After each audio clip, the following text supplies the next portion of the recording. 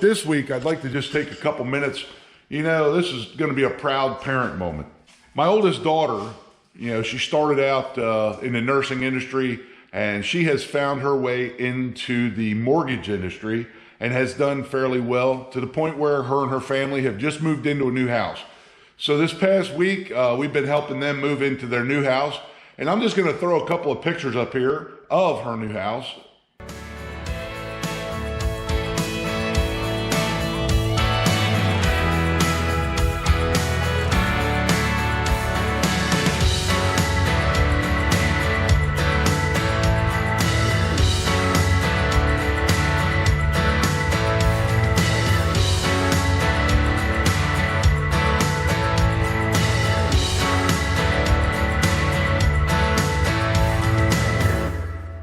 Yeah, really cool, man. I'm proud of you know, what they've accomplished, both her and my son-in-law. Between the two of them, they've given us 2 great grandchildren. Not great-grandchildren, just grandchildren, but they are great kids. And now I'm going to go on to my youngest daughter. My youngest daughter is kicking butt over to Towson University. And hopefully we're going to get an interview with her today, because she has a special announcement. She's working on a few, I don't know what she calls them, projects, outreach projects, I think is what she calls them. And it's all good stuff. So she's the same girl that started Dickie the Dino. I know when I mentioned that on my channel, a couple of you guys went over there and subscribed to her channel. I really appreciate you guys doing that. Unfortunately, she only ever posted 1 video. I think it was 1 video that she ever posted. And for good reason. She really wasn't concentrating on playing around over there. She was concentrating on getting something done. She graduated high school with an IB diploma, went to college, started as a sophomore, and now she has just been accepted into a accelerated master's program. Man, I came through the school of hard knocks. I didn't go to college or anything like that. That's why I'm still putting tractors together in a shed. But yeah, she's really kicking butt. So she has a special public outreach that she's working on, and I think it's going to grow feet and take off, man. It's going to nationally, I don't know.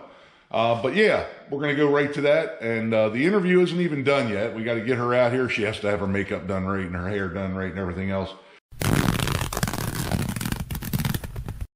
All right, guys, we never got around to doing an interview between moving her sister into her new house, a Halloween party, her wanting to hang out with some friends while she was home. We just plumb ran out of time. She is now back in college. So what I'm going to do is I'm going to play some short clips of my youngest daughter. And during those clips, I'm going to put a little QR code at the bottom of the screen.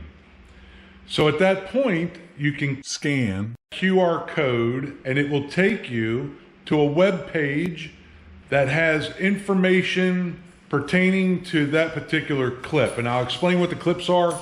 The very first clip is just going to be about what she's doing over there in Towson, and that is human remains identification.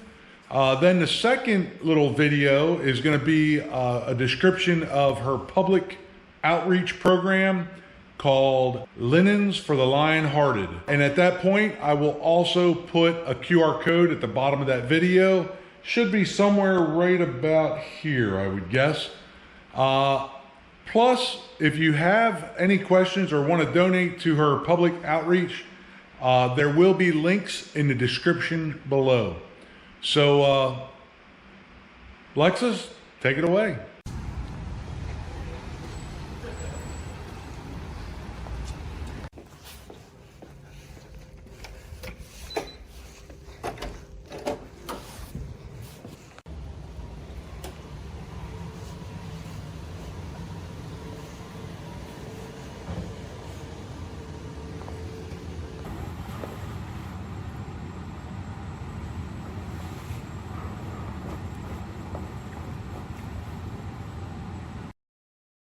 Hi Redneck manufacturing friends.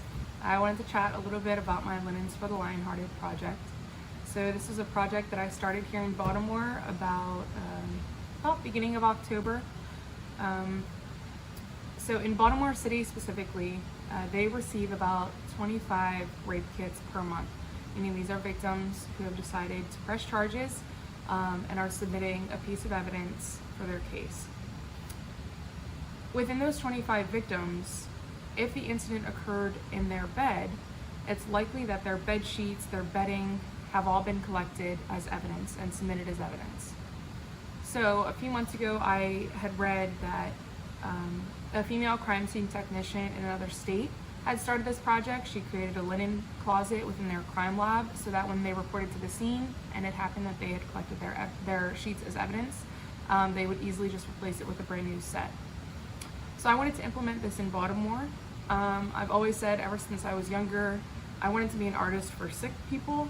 And so even though I haven't gone down the artistry route, I still wanted to find some way that I could help my community and make an impact in some way, shape, or form.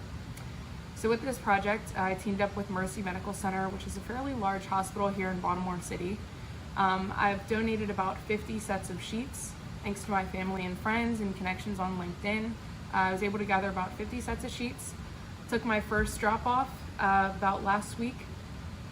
And so now these victims, if it happens to be, their scenario where they're deciding to press charges and their sheets have been collected as evidence, they now have, the option to take home a brand new set of sheets. And I started this hopefully just to provide some sort of peace of mind, peace of comfort to these victims. It's a very trying time. It's very stressful. It's very traumatizing. And so hopefully we can keep these sheets coming in. My next goal is to start a stock with GBMC, which serves the Baltimore County area. So keeping a stock of sheets there just helps us reach more victims, make even more of an impact within the community. So if you would like to support the project, there's a link somewhere, maybe down in the description box or a QR code. It's set up just like a wedding registry. You click the link, it takes you to an Amazon list. There I have varying sizes of sheets. You can add a set of sheets to your cart, purchase them, they'll directly ship to me, and then I do drop-offs to the hospitals. So you can either purchase a set of sheets, which would be greatly appreciated. Like I said, I'm trying to get a stock together to take to GBMC's unit. Or just sharing the link helps a lot, just to get it public, get the word out there. So I wanted to give a quick shout out to Mercy Medical Center's SAFE unit. I don't know that they'll ever see this, but if they happen to stumble across it, I just wanted to let you guys know how appreciative I am of how passionate you were about the project and how welcoming you were, and how you just matched the same level of energy that I had with the project. And if it wasn't for you, Deborah, and your team down at Mercy Medical, this project would have never started. So thank you for welcoming me and for taking in over 50 sets of sheets, finding a place for them so that we can provide this resource to victims. You guys do such a special job, and I'm very thankful that I was able to connect with you. Okay, so now for a little sneak peek at the Towson University Human Remains Identifications Lab. Within our lab, we focus on DNA analysis and DNA recovery. So we have various instrumentation associated with those methods. My personal project deals with extracting DNA, human DNA, from fly artifact samples. So there's fly artifacts, flies that have regurgitated, they've fed on human blood, they've regurgitated them. So my project focuses on isolating that human DNA that has been regurgitated from flies. So I got these samples from Dr. Rivers over at Loyola University. I have one here to show you. But basically within these samples, we're hoping to find some sort of human genomic DNA. And so I have various kits here. This one's by Omega. And these are kits that have a bunch of buffers, enzymes, and different reagents that actually isolate the DNA out of the cells.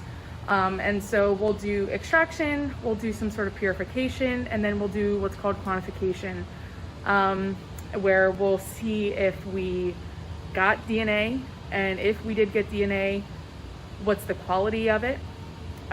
So yeah, it's just a different sample type, trying to find the best method for these really unique different sample types. So yeah, a big thing in forensics DNA analysis is extraction. quantification, and then we'll do what's called STR profiling or DNA profiling, where we will actually sequence the DNA and see where it came from and match the profile.